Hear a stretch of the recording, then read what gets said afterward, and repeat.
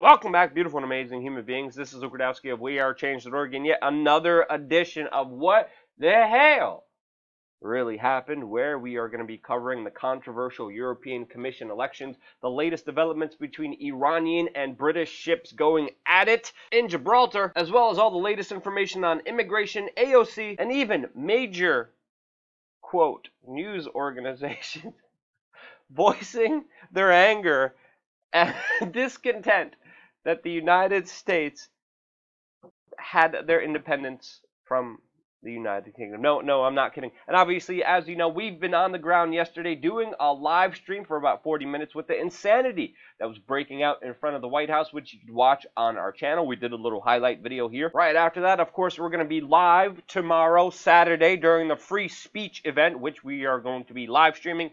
And sadly, many people are expecting to get out of hand, but we're going to be providing you the latest breaking information on the ground live because of your support, your participation in the fight for free, open information that cannot be censored by special interest. And the only reason it's alive is because of your participation and your support on WeAreChange.org/donate. More important than ever to vote with your dollar and allow us to provide you the latest information as, of course, it develops in not always the safest of situations, but of course always important situations that you get to be a part of because of your support for this independent media organization. Now, in my opinion, one of the most important stories happening right now is, of course, with the over-bloated, bureaucratic European Union, which many are accusing of being undemocratic after their latest election, saying, quote, "This is not the Europe I imagined." Heads of largest EU Parliament groups are condemning the, quote, "lack of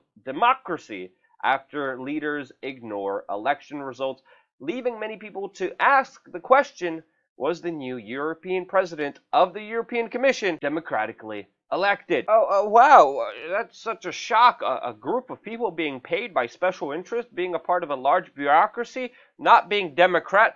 Wow, who would have thought that something it's possible like this? And of course, this is extremely interesting because many political groups are coming together and uniting to condemn what they call a selection of the next European Commissioner President, because all the other candidates were rejected, and instead a, quote, little-known ally of Angela Merkel was selected in a closed meeting. Now, of course, Angela Merkel is facing a lot of criticism over, of course, this nomination that is even threatening to split her own government, while, of course, also casting doubt on her future as Chancellor.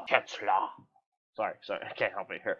Now, what's really interesting about this not well-known politician supposedly coming out of nowhere is that this, of course, is von der Leyen, a woman, by the way, that we just recently talked to at the 2019 Bilderberg meeting, which, of course, she was attending. She, of course, is the current serving Ministry of Defense for Germany. You could actually see our confrontation on our YouTube channel when we confronted a bunch of the Bilderbergers. You know, just if you don't know what that is, it's just a unelected body of plutocrats that meet once a year in total secret. You know, of course, not to talk about anything of importance and just, you know, have fun with Goldman Sachs, Boeing, and other intelligence agencies as they collude together for absolutely no reason at all. That's literally according to what some of the mainstream media talking points are on this. But what's really interesting about this latest series of elections and nominations in the European Union is that out of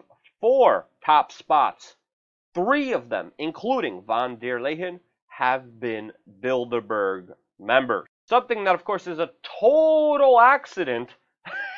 Hasn't happened on purpose. No collusion here at all between the super wealthy and powerful. Nothing to see here, folks. And that's why, of course, major media publications haven't really connected the dots on that very important fact. But again, they still are quoting how many are unhappy and how this undermines the effort to make the European Union more democratic. Now, of course, it's still unsure if she will be confirmed, but I think this story speaks for itself. And now moving into the next story of major publications, pretty much far left publications, being what I would call butthurt that the United States is no longer connected to Europe and voicing their opinion about how the American Revolution was a, quote, mistake. Yes, this is not satire.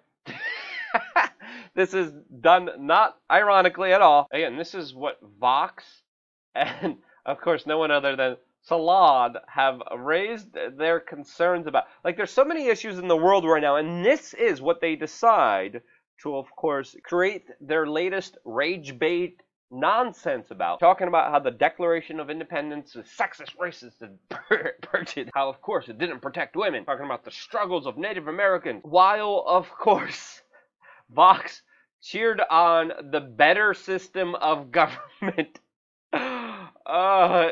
Which is interesting with the latest story that we covered here. Now, of course, I'm always a big supporter of looking at history honestly, but when you take some of those important history lessons and you turn it into clickbait to fight a proverbial culture war, that is just absolute nonsense that deserves to be called out. Because again, these are not journalistic organizations like they claim to be. They're just jelly scallywags that will sell their soul to have the most clicks on their idiotic nonsense. And now, in related news, which may cast doubt on Vox's assertions here, because, anyway, regardless of that, I was in the UK not so long ago just talking to random individuals where I literally met a man that was arrested for accidentally calling a transsexual a bloke. And I guess, oh yeah, no, now it just kind of makes sense. But again, in related news to all of this, we are finding out today that Tommy Robinson, the controversial figure, is facing up to 2 years in jail now after a judge just ruled him of contempt of court. This, of course, for the entire ordeal that he already was in jail for and was previously freed for the same charge after broadcasting a video on social media, defendants in a grooming trial. And now 2 high courts have ruled that he breached reporting restrictions, which, by the way, in the United Kingdom they could do, by live streaming footage of men accused of horrible acts against young women in May of 2018, saying that he interfered with the course of justice by intimidating these, quote, defendants, a charge, of course, that Tommy Robinson denied wrongdoing, and outside of court screaming that, quote, I've been convicted because who I am, not what I've done. And this issue, of course, will lead to more protest as the sentencing of Tommy Robinson is set later this year. In other related news of tea-sipping insane British rule, just yesterday the British Royal Marines seized an oil tanker belonging to Iran, suspecting that the oil tanker was headed towards Syria and would be in violation of US and EU sanctions. Of course, made Iran threatened to seize UK's oil tankers in response to, of course, this aggressive action, and is only leading to the larger escalations of what I see as an inevitable conflict between Iran and Western powers. Very interestingly, acting Spanish foreign minister came out and actually said that the British detained the tanker at the request of the United States, and that about 30 Royal Marines boarded the tanker, descended down on ropes from helicopters, used speedboats, and then stopped the ship, implementing, of course, imposed sanctions on the Syrian government that has resulted in fuel shortages that has only made the humanitarian crisis in that country that much worse. Now, Iran is calling for the immediate release of its oil tanker, and of course are threatening to retaliate, which Donald Trump's personal advisor, John Bolton, said all of this is, quote, excellent news. And that, of course, is excellent for this deranged satanic being, because this means that we are closer to, of course, a bigger conflict, which Israel says it's even preparing to join, with comments from the Israeli foreign minister encouraging, quote, Trump to press ahead against Iran, and that they are preparing to, of course, fight alongside the United States against Iran, which is absolutely stupid.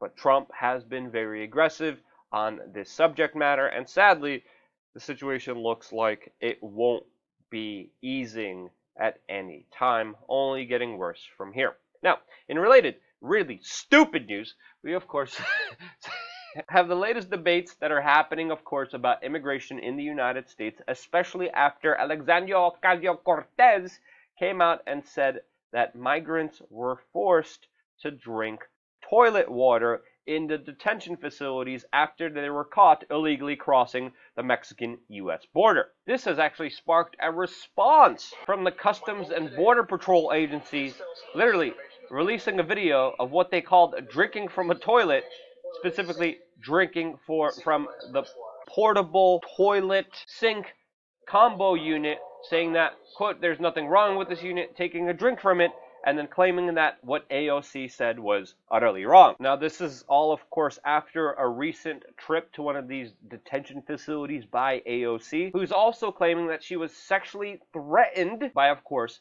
Border and Customs Control agent, doubling down on her previous controversial statements, insisting that conditions in these migrant detention facilities were, quote, as bad as World War II era concentration camp. And again, both sides here are ridiculous in my opinion, but the ramifications of it are very severe, especially with some of the hyperbolic language being used that is causing people to, of course, act at their peril. And many people are becoming victim of the insanity, including many people who were flying over from Africa to Latin America to make the very unsafe journey through, of course, the U.S.-Mexican border, since many Democratic presidential candidates and many Democratic presidents are saying that they will give them free healthcare and free education if they do cross the border illegally. And now, this is why we have a record number of African migrants on the U.S. border, most stopped, of course, by Mexican authorities, with, of course, this situation only expected